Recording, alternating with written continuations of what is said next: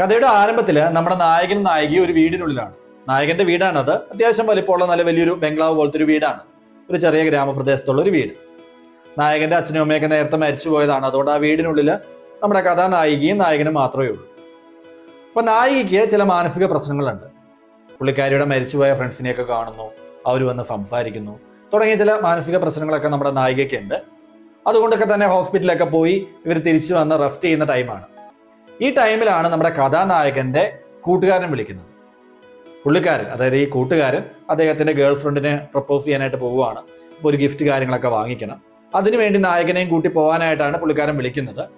ആദ്യം നായകൻ പറഞ്ഞു, ഈ അവസ്ഥയിൽ ഞാൻ എങ്ങനെ വരിക, അവളിപ്പോൾ ഹോസ്പിറ്റലിൽ പോയി വന്നേ ഉള്ളൂ, റെസ്റ്റ് ചെയ്യുന്നേ ഉള്ളൂ, ഇനി ഞാൻ അവളെ തനിച്ചാക്കിയിട്ട് ഇപ്പോഴെങ്ങനെ നിന്റെ കൂടെ വരിക എന്നുള്ള കാര്യമൊക്കെ പുള്ളിക്കാരൻ പറയുന്നുണ്ട്. എന്നാൽ പോലും കൂട്ടുകാരന്റെ ആ ഒരു എന്താ പറയുക, അദ്ദേഹത്തിന്റെ ആ നിർബന്ധം മൂലം നായകൻ ഇറങ്ങി തിരിക്കുകയാണ് അദ്ദേഹത്തിന്റെ കൂടെ. പിന്നെ നടക്കുന്ന ചില സംഭവങ്ങളും അതുപോലെ തന്നെ നമ്മുടെ നായികയ്ക്ക് ഉണ്ടാകുന്ന ഈ മാനസിക പ്രശ്നമുണ്ടല്ലോ, പ്രേതങ്ങളെ കാണുന്നു, മരിച്ചുപോയവരെ കാണുന്നു, ഇതൊക്കെ എന്താണ്, യഥാർത്ഥത്തിൽ അങ്ങനെയുണ്ടോ തുടങ്ങിയ ചോദ്യങ്ങൾക്കുള്ള ഉത്തരവൊക്കെ ആയിട്ടാണ് സിനിമ പിന്നെ മുന്നോട്ട് പോകുന്നത്. അപ്പൊ എന്തായാലും സിനിമയുടെ മറ്റ് വിശേഷങ്ങൾ, ഞാൻ എന്താണ് സിനിമ സജഷനിൽ കൊണ്ടുവരാൻ കാരണം, അതുപോലെ തന്നെ സിനിമയിൽ ഇൻട്രസ്റ്റിംഗ് ആയി എനിക്ക് തോന്നിയ കാര്യങ്ങളൊക്കെ എന്തായാലും നമുക്ക് വീഡിയോയിലോട്ട് നോക്കാം. അതിനു മുന്നേ നിങ്ങൾ ഈ ചാനൽ ആദ്യമായിട്ടാണ് കാണുന്നതെങ്കിൽ കണ്ട ശേഷം നിങ്ങൾക്ക് ഇഷ്ടപ്പെട്ടാൽ സബ്സ്ക്രൈബ് ചെയ്യുന്ന കാര്യമൊക്കെ ഒന്ന് പരിഗണിക്കുക. അതോടൊപ്പം നിങ്ങളുടെ അഭിപ്രായങ്ങൾ അത് തീർച്ചയായിട്ടും കമന്റ് ബോക്സിൽ ഇടണം. അത് വീഡിയോയ്ക്കുള്ള പോരായ്മകളായാലും കുഴപ്പമില്ല, എന്ത് തന്നെ ആയാലും വേണ്ടില്ല, നിങ്ങളുടെ കമന്റ് ബോക്സിൽ ഇടാനായിട്ട് തീർച്ചയായിട്ടും ശ്രദ്ധിക്കുക. എന്തായാലും നമുക്ക് ഇന്നത്തെ സിനിമയുടെ വിശേഷങ്ങളിലേക്ക് പോവാം.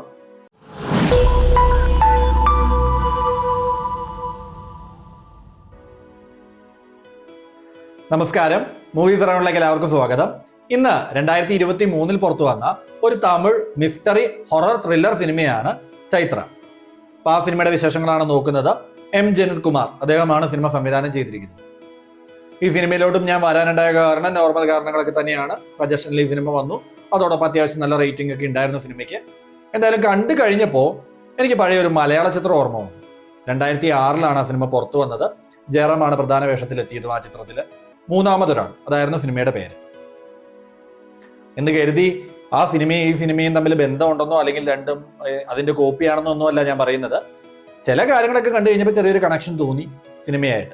അതെന്തായാലും മൂന്നാമതൊരാൾ ചിത്രം കണ്ടവർക്ക് തീർച്ചയായിട്ടും മനസ്സിലാവും. ഈ സിനിമ എന്ന് കരുതി ഈ സിനിമയിൽ അത് മാത്രമല്ല, ഇത് വളരെ വ്യത്യസ്തമായിട്ടുള്ള ഒരു സിനിമയാണ്. വ്യത്യസ്തമായിട്ടുള്ള കാര്യങ്ങൾ ഈ സിനിമയിൽ പറയുന്നുണ്ട്, ചൈത്ര എന്ന ഈ സിനിമയിൽ. എന്തായാലും ഈ സിനിമ ഞാൻ സജസ്റ്റ് ചെയ്യാനുണ്ടായ കാരണം, അതോടൊപ്പം എനിക്ക് സിനിമയിൽ ഇൻട്രസ്റ്റിംഗ് ആയി തോന്നിയ കാര്യങ്ങളൊക്കെ നോക്കാം. നല്ലൊരു സ്ക്രിപ്റ്റ് ഉണ്ട് തീർച്ചയായിട്ടും സിനിമയ്ക്ക്, അല്ലെങ്കിൽ ഇപ്പൊ എന്താ പറയുക, നല്ലൊരു സ്റ്റോറി ലൈൻ അതുള്ള സിനിമ തന്നെയാണ് ഇത്. അത് തന്നെയാണ് എനിക്ക് ഏറ്റവും ഇൻട്രസ്റ്റിംഗ് ആയി തോന്നിയ ഒരു കാര്യം. അതുപോലെ തന്നെ ആദ്യ ഭാഗമൊക്കെ കണ്ടു കഴിഞ്ഞപ്പോൾ നല്ല രീതിയിൽ എൻഗേജിങ് ആയി, ത്രില്ലിംഗ് ആയി തന്നെയാണ് മുന്നോട്ട് വരുന്നത് ആദ്യ ഭാഗമൊക്കെ. മാത്രമല്ല അത് തീരുന്നതിന് മുന്നേ ഫസ്റ്റ് ഹാഫിന് മുന്നേ തന്നെ ഒരു ട്വിസ്റ്റും കൊണ്ടിടുന്നുണ്ട്. അതും അൺപ്രഡിക്റ്റബിൾ ആയിട്ടുള്ള ഒരു കാര്യം തന്നെയായിരുന്നു. എനിക്ക് ഗസ് ഒന്നും കിട്ടിയില്ല അത്. അപ്പൊ അതിനൊരു കാരണം കൂടിയായിട്ട് എനിക്ക് തോന്നിയത് അതിന്റെ എഡിറ്റിംഗ് വർക്കൊക്കെ തന്നെയാണ്. ചില സീനുകളിൽ വരുന്ന ആ ഒരു കട്ട്സ് വന്ന് അതിന്റെ ആ ക്യൂരിയോസിറ്റി നിലനിർത്തി തന്നെ അടുത്ത സീനിലോട്ട് പോകുന്ന ചില സംഭവങ്ങളൊക്കെ വളരെ നന്നായിട്ട് തന്നെ തോന്നി. എലീഷ അദ്ദേഹമാണ് അത് ചെയ്തിരിക്കുന്നത്. വളരെ നീറ്റായിട്ട് തന്നെ എനിക്ക് തോന്നി. ഇൻട്രസ്റ്റിംഗ് ആയി തോന്നിയ ഒരു കാര്യം കൂടി അതായിരുന്നു. അതുപോലെ തന്നെ മ്യൂസിക് അല്ലെങ്കിൽ ആ ഒരു സൗണ്ട് എഫക്ട് ഡിസൈനിങ് ഒക്കെ നോക്കുവാണെങ്കിൽ ചില സീനുകളിലൊക്കെ വരുമ്പോൾ, ചില ഹൊറർ എലമെന്റ് ഒക്കെ വരുമ്പോൾ നല്ല രീതിയിൽ തന്നെ അത് ആപ്റ്റ് ആവുന്നുണ്ട്, ആ ഒരു സൗണ്ട് എഫക്ട് കാര്യങ്ങളൊക്കെ. പക്ഷെ ചിലതിലോട്ട് വരുമ്പം അത്രത്തോളം ആ ഒരു എഫക്റ്റ് തോന്നിക്കാത്ത രീതിയിലാണ് എനിക്ക് തോന്നിയത്. അത് ഒരു ആവറേജ് എന്നുള്ള രീതിയിൽ മാത്രമേ പറയാൻ പറ്റുള്ളൂ. ആ ഒരു പെർഫെക്ഷൻ തോന്നാത്ത ചില സീനുകളും ഉണ്ടായിരുന്നു സൗണ്ട് എഫക്റ്റിന്റെ ഒക്കെ. അപ്പോൾ ഓവറോൾ ഇതൊക്കെയാണ് എനിക്ക് സിനിമയിൽ ഇൻട്രസ്റ്റിംഗ് ആയി തോന്നിയ കാര്യങ്ങൾ. ഇനി മൊത്തത്തിൽ സിനിമ എടുക്കുമ്പോൾ, അല്ലെങ്കിൽ ഞാൻ ഈ സിനിമ സജസ്റ്റ് ചെയ്യാനൊരു കാരണം ഉണ്ടാവുമല്ലോ, അത് മൊത്തത്തിൽ എടുത്ത് നോക്കുവാണെങ്കിൽ ആദ്യ ഭാഗമൊക്കെ ഈ പറഞ്ഞ രീതിയിൽ അത്യാവശ്യം നല്ല രീതിയിൽ ത്രില്ലിംഗ് ആയിട്ട്, എൻഗേജിങ് ആയിട്ട്, ഈ പറയത്തക്ക രീതിയിൽ ട്വിസ്റ്റ് ഒക്കെ ഇട്ട് ഇങ്ങ് പോകുന്നു. രണ്ടാം ഭാഗത്തിലോട്ട് ചിത്രം വരുമ്പോഴും ആ ഒരു ത്രില്ലിങ്ങോ അല്ലെങ്കിൽ നമ്മുടെ എൻഗേജിങ് ആക്കുന്ന കാര്യത്തിനോ ഒന്നും ഒരു മാറ്റം വരുത്തിയിട്ടില്ല. അങ്ങനെ തന്നെയാണ് ചിത്രം പോരുന്നത്. നല്ല രീതിയിൽ തന്നെ ത്രില്ലിംഗ് ആയിട്ട്, സ്കിപ്പബിൾ അല്ലാത്ത രീതിയിൽ തന്നെയാണ് ചിത്രം പോരുന്നത് രണ്ടാം ഭാഗത്തിലോട്ട് വരുമ്പോൾ. പക്ഷെ രണ്ടാം ഭാഗത്തിലോട്ട് വരുമ്പോൾ 2-3 ട്വിസ്റ്റുകളുണ്ട് സിനിമയ്ക്കുള്ളിൽ. അത് ആദ്യത്തെ ആ ഹാഫിലുള്ള, അതായത് ഫസ്റ്റ് ഹാഫിലുള്ള ആ ഒരു ട്വിസ്റ്റിന്റെ അതേ ഫോർമാറ്റിൽ തന്നെ കണ്ടിന്യൂ ചെയ്ത് വന്നതുകൊണ്ടാണോ എന്ന് എനിക്കറിയത്തില്ല. രണ്ടാം ഭാഗത്തിലുള്ള കാര്യങ്ങളൊക്കെ ഒരു പരിധി വരെ പ്രെഡിക്റ്റബിൾ ആയിരുന്നു. എന്നെ സംബന്ധിച്ച് ഗസ് ചെയ്യാൻ പറ്റുന്ന രീതിയിൽ തന്നെയാണ് രണ്ടാം പകുതി പോകുന്നത്. എന്നാൽ പോലും ഈ പറയുന്ന രീതിയിലുള്ള ആ ഒരു ഇതുണ്ടല്ലോ, ത്രില്ലിംഗ് ആയിട്ട് നമ്മളെ കൊണ്ടുപോകുന്ന ആ ഒരു സംഭവം ഉണ്ടല്ലോ, അത് നിലനിർത്തി തന്നെയാണ് സിനിമ മുന്നോട്ട് പോകുന്നത്.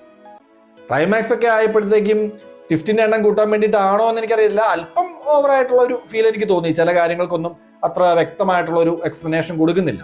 അതുകൊണ്ട് തന്നെ അല്പം ഓവറായി പോയോ ക്ലൈമാക്സിലോട്ടൊക്കെ വന്നപ്പോൾ എന്നുള്ള രീതിയിൽ എനിക്ക് തോന്നി. എന്നാൽ പോലും ഇത്രയും ലോ ബഡ്ജറ്റിൽ കൊണ്ടുവന്നൊരു സിനിമ അത് ഈ രീതിയിൽ മേക്ക് ചെയ്ത് കൊണ്ടുവരുമ്പോൾ അതിൻ്റെതായിട്ടുള്ളൊരു രസമുണ്ട് തീർച്ചയായിട്ടും സിനിമയ്ക്കുള്ളിൽ. നല്ല രീതിയിൽ തന്നെ എൻഗേജിങ് ആയിട്ട് ത്രില്ലിംഗ് ആയിട്ട് തന്നെയാണ് സിനിമ എനിക്ക് ഫീൽ ചെയ്തത്.